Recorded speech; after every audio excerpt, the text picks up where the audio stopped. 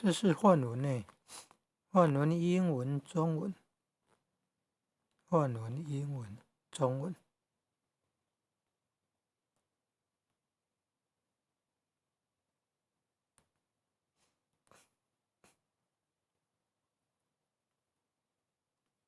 按照英文字母排序，这个叫罗马拼音字啊。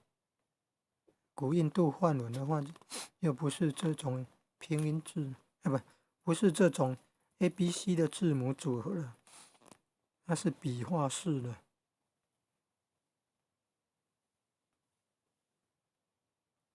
这个叫梵文啊，然后有英文，然后有中文，